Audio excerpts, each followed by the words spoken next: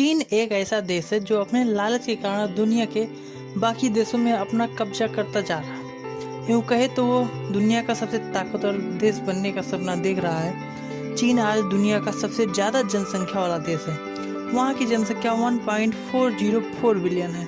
वहीं इसका क्षेत्र 96 लाख स्क्वायर मीटर का है, जो अमेरिका से भी ज़्यादा है। इतना बड़ा देश होते हुए भी चीन आखिर क्यों दूसरे देशों पर कब्जा करना चाहता है?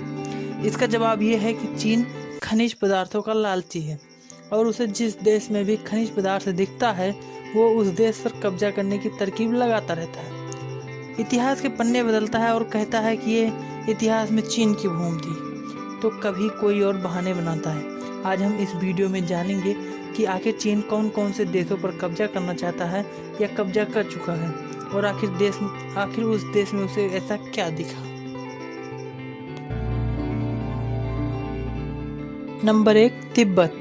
तिब्बत एक ऐतिहासिक देश है जहां हजारों साल पुराने मॉन्यूमेंट्स आज भी मौजूद हैं। चीन नेचुरल रिसोर्सेज का भूखा है और तिब्बत में वाटर रिसोर्सेज की कमी नहीं है। दूसरी तरफ तिब्बत की सीमा से एक बफर जोन निकलता है जो एक तरफ इंडिया, नेपाल और बांग्लादेश से लगता है और दूसरी तरफ चीन को। वहीं तिब्बत स्थित हिमालय की पहाड़ियां दुश्मनों से बचाती थी और सबसे बड़ी बात यह है कि चीन इन इलाकों में अपने व्यापार का विस्तार करना चाहता है, इसलिए वो लंबे समय से तिब्बत पर कब्जा पाने को आतुर है।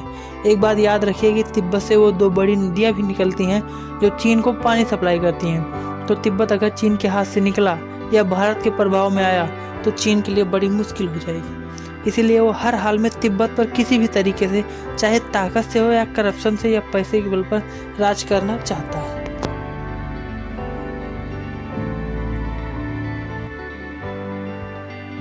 नंबर 2, अरुणाचल प्रदेश। इंडिया का नॉर्थ ईस्ट इलाका अरुणाचल प्रदेश, जिसे चीन कहता आ रहा है कि ये साउथ तिब्बत का इलाका है, यानी कि चीन का। इस प्रदेश से बाकी देशों की सीमा लगती है, जिसे मैकमोहन लाइन भी कहा जाता है, जो बाकी देशों को इंडिया से अलग करती है। इस अरुणाचल प्रदेश में ऐसा क्या है जिसे चीन अपने कब्जे में लेना चाहता है? आपको बता दें कि इस क्षेत्र में खनिज पदार्थों की कमी नहीं है।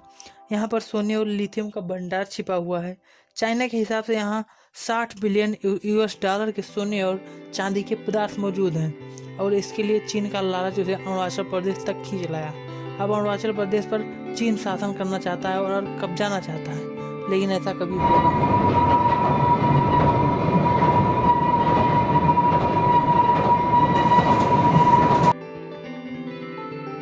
नंबर 3, अक्साई चीन।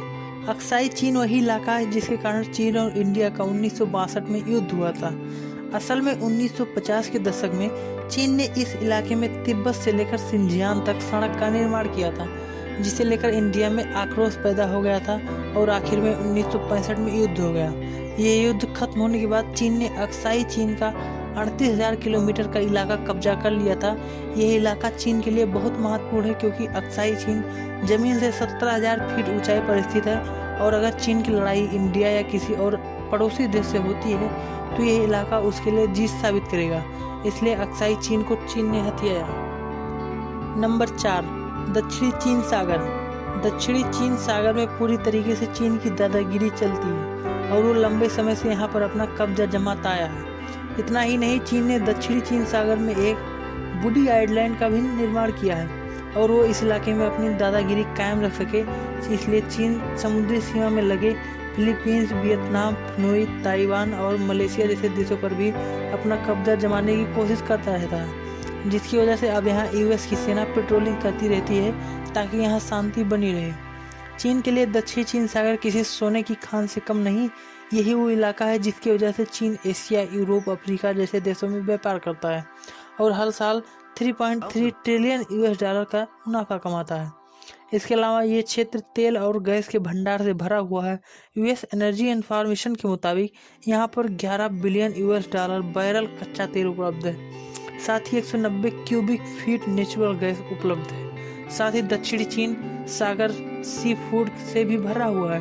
पूरी दुनिया का 10% सी फूड यहाँ पर भरा हुआ है और इसीलिए चीन इस इलाके को पूरी तरीके से अपने कब्जे में करना चाहता है। Number 6, Hong Kong. हांगकांग ही वो देश है जिससे चीन अपनी ताकतों को और बढ़ाना चाहता है। हाल ही में चीन कम्युनिस्ट पार्टी के खिलाफ हांगकांग में प्रदर्शन चल रहा है। असल में 1997 तक हांगकांग ब्रिटिशर्स के कब्जे में था, लेकिन उसके बाद चीन को सौंप दिया गया। लेकिन उस समय भी हांगकांग के लोगों को अपनी स्वतंत्रता को लेकर संशय था, इसलिए एक एग्रीमेंट बनाया गया कि 50 सालों तक हांगकांग की जनता अपना खुद का नियम बना सकती है, एक लोकतांत्रिक देश की तरह जी सकती है और चीन उसमें दखल अंदाजी नहीं करेगा।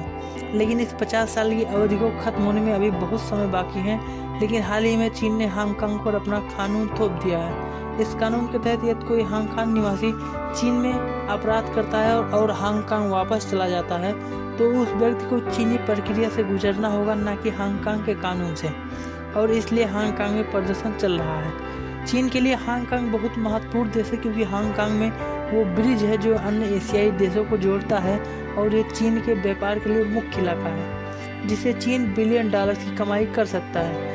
कुल मिलाकर चीन दुनिया पर इसलिए कब्जा करना चाहता है क्योंकि उसके अंदर लालच भरी हुई है, बहुत सारी प्रगति की चाह भरी हुई है, चाहे वो प्रगति किसी भी तरह हो, इतना गिरा हुआ है चीन।